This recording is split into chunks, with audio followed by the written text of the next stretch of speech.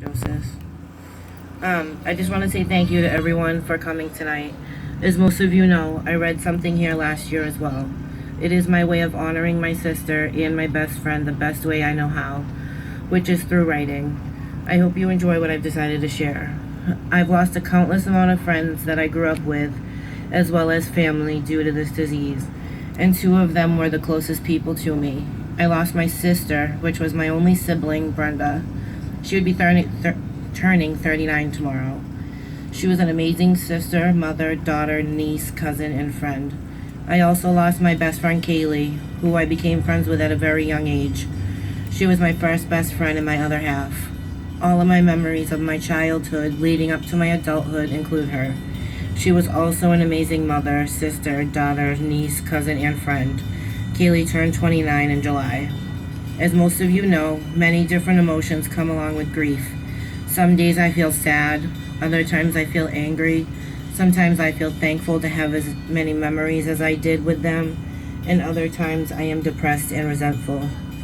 Pieces of my heart died the moments that my sister and best friend took their last breath. Their bodies lie in ashes, as mine does slowly from within. The darkness lingers, and the nightmares come into the light. The pain of losing them is unbearable at times, along with the hatred of being called an addict sister and best friend. Siblings love each other regardless of their paths. They guide each other when they have fallen, and they are each other's shoulder to lean on. But I had to distance myself from my sister as well as my best friend's addiction, like many other family members and friends did also. What is hard to accept is that my sister, Brenda Lee Giamanco, and my best friend, Kaylee Marie Jacksland, are now part of the 2015 and 2016 overdose statistics, and the numbers keep rising at an alarming rate. But Brenda and Kaylee are not statistics. They are not just numbers on a spreadsheet. They were daughters, mothers, sisters, aunts, friends, and nieces. The stigma of the stereotype is that addicts are scumbags that don't engage in society, that they are unemployed, dropouts, victims of poor upbringings, users in the dark, dirty alleyways, thieves of anything you have, without love and kindness in their lives. That come from poor areas of town, those without morals. This could not be further from the truth. Brenda and Kaylee were two of the smartest, most talented people I have ever known. Heroin and other opioid overdoses are now a leading cause of preventable death in the U.S., and addiction affects all walks of life across the world. It doesn't matter your skin color, how much money you have, how smart you are, where you come from, or what you look like. Addiction does not discriminate, nor does it care how many families and lives it ruins. My sister suffered from a mental illness, not a moral failing. Addiction is a crisis that has hit our community. Brenda and Kaylee's death was preventable. If funding for a new approach to combat opioid addiction was available, our communities would not be suffering like it is. My nieces and nephew would not be asking why their mommy is in heaven and not with them. My parents would not be mourning the loss of their child and hardly able to talk about her without bursting into tears.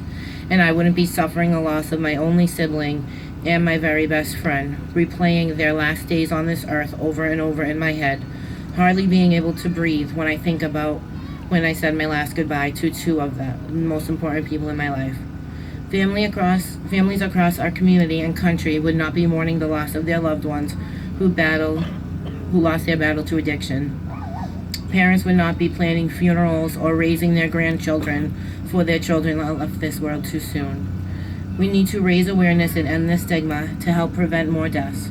We can show compassion and understanding of a disease that affects so many, and we can show the assumptions that the stigma attached to addiction is not true. I hope we consider empathizing with the countless number of people who are affected by addiction, to look into their eyes and know that addiction is a disease, not a choice, and to lend a hand to help rather than push them further down the rabbit hole. It just might save one life from ending and stop another family from experiencing the pain that my family and I feel every single day. My sister was an amazing writer, an avid book reader. She was so smart and had so many talents and was destined for so much more. She lost her son Jakari in 2013, and he was about 8 months old. That changed her forever, and although she was still a wonderful mother to my nieces and hit it well to give them the life they deserved, but she was always depressed and going downhill fast. She loved the movie Goodfellas, A Christmas Story, and anything to do with sharks. Shark Week was her all-time favorite, and she would count down to it all year. She would make me watch every episode with her the entire week. My sister always loved doing fun things with her children and my daughter, such as crafts, singing, dancing, going to the playground, or even just having a family movie night and a sleepover. Her smile and laugh was contagious, and she had a heart of gold. The look she had when my nieces would run up to her and say, "I love you, Mommy," was one of pure happiness and love. Addiction may have taken them from me, but forgotten they will never be.